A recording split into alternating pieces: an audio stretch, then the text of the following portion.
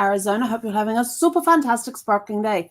Welcome to Porchlight Letters podcast number 2177.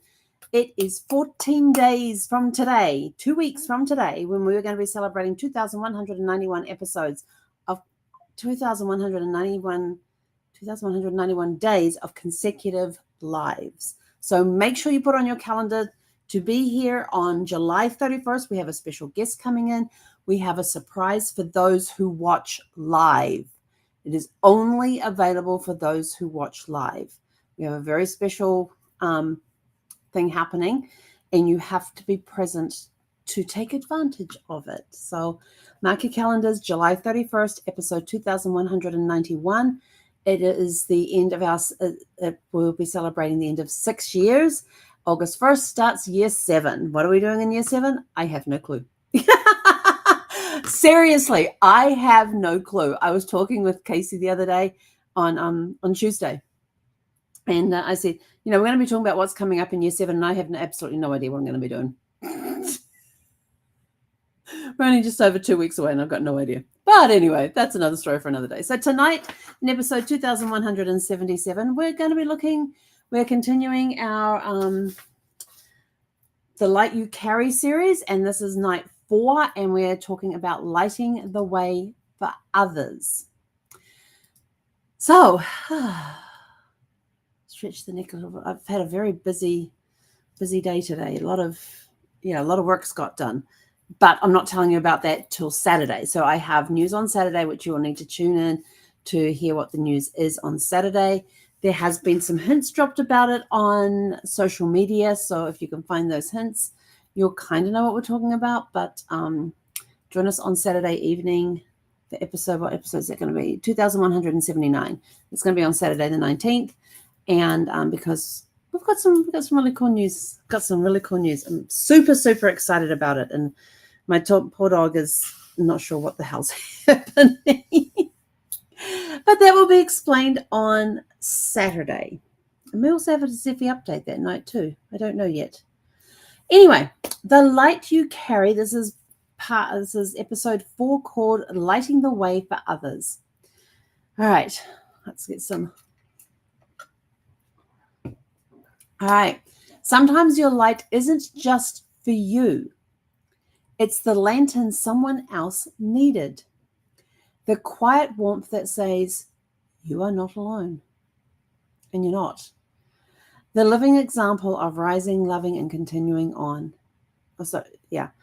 You may not even realize how much your presence helps others see their path. There are times when your light is so dim that you need the assistance of others to help light your way. You too can be that person who helps shine their light for others to show them their way when they're left in the dark. Their light could just be a little spark, and it's not enough for them to see the road. But if you're standing beside them or walking with them, turn your light on and help them see. I keep going back to E.T. Why do I keep wanting this whole week when we're talking about turning on the light? Why do I keep wanting to go back to see E.T.? I got to go back and watch that movie. There was what was I watching the other day? It was a reel or a TikTok or some short video thing, and it basically had one piece of music going through the whole thing, and it was showing snippets from all the 80s music, and I sent movies, and I sent it to my friend Kathy, and I said to her, I have an urge now to do an 80s night, and she lives in Toronto, and she says, I want to come and do that with you as well, do an 80s movie fest. So I think I'm going to do that. I'm going to have to put E.T. on the list because for some reason, and I know there's something to do with the light that's in E.T. So if I go watch that, I'll figure it out. It's on my list now. But yeah, I'm going to do an 80s movie fest, I think. Maybe I should do that for August before I finish packing up all my DVDs. Yeah, maybe I'll do that for August. Back to school in the 80s, Breakfast Club, 16 Candles, Top Gun, Back to the Future trilogy. They all came out they all came out in the 80s, didn't they? All 3 of them, yeah. Actually, I just finished watching them, so I don't know if I'll put that one back in. The Princess Bride. Oh, there's going to be some good movies. And I remember that there was one I was thinking maybe I'll watch The Princess Bride, but then I had a bit of a dilemma because when it opened up, because I have a binder that's about this thick, and it's got it's got on one page, it'll have 2 places for DVDs, and then it has a sleeve where you can put the booklet or the cover from the jewel case of the DVD or the Blu-ray and stick it into that slot, and then you have the discs there next to the booklets, and it has one thing for that. So I open up to where the Princess Bride is, and Princess Bride's on the left-hand page, Top Gun's on the right-hand page, and I was like, oh, yes, well, It was a tough decision. I ended up watching both that night. Anyway, how the heck do we get onto that? Anyway, we're going back to using your light to help others find their way. There are times that you'll be walking next to someone in a support role or in a caregiver role, and your light is going to be shining brighter than theirs is. Let your light shine brighter for them because it can help them on their journey and help them find their way. You may be there for a little piece and somebody else comes over and takes over and uses their light to help them see their way. And you're doing this until their light gains the strength it needs to shine brighter and show them the way. So you may not even realize how much your presence helps others see their path. This teaches us that our journey can illuminate what's possible for others. They may not see it, but you might. We don't have to have it all together to be a light. Heck no. Oh my gosh, I so want to quote that, but I can't right now. Because I got a really good quote that will go right in here right now. Sharing your truth is often more impactful than offering advice. And I will tell you this from personal experience. When I am able to share with another cancer caregiver my journey with Brad through his cancer and some of the things that we went through, that is so much more relatable. They can relate so much more from that and they get more out of it than if I turn around and say, well, this is the advice that we were given and this is the advice we followed and things like that. When you turn around and you start offering advice instead of saying, hey, this is my story. And when you tell them your story, they're more likely to remember it. It's more likely to sink in. It's part of being the light. Quiet leadership. You also teach quiet leadership by example, by presence, by heart. It matters deeply. Quiet leadership matters deeply, and you're leading by example. So what happens when you stop trying to fix and start simply showing up? Others feel seen, safe, and inspired by your honesty. You'll model resilience, compassion, and possibility. Your life becomes kind of a lighthouse, steady, glowing, and real. When you share your authenticity and who you are at a core and help people see the way, your light is going to shine bright from a distance as well. From a distance, though. Okay. So good. Oh my gosh, so many music quotes coming through lately. How we carry this forward is we keep being you. Even on the days when you feel dim, speak your story, even if when it feels unfinished. And your story is not finished until you take your dying breath. Even then, it goes beyond that because your legacy then takes over. So even if you can't speak your story, you have left a legacy behind that will share your story. So even if it feels unfinished, it is unfinished. Your story is unfinished. It is not going to end. Even with your dying breath, your legacy is going to take over and keep speaking your story. Let people witness your becoming, not just your polished moments. Let them see the emotions. Let them see the feelings.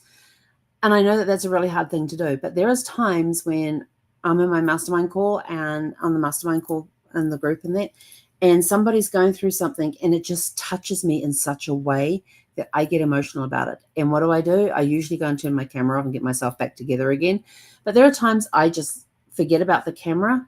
I'm just looking at these people. I'm just looking at this person through the camera and just forgetting that everybody else can see me and just like putting my energy through the camera lens to them to help them through whatever struggle they're going, passing my light through to help them light their way.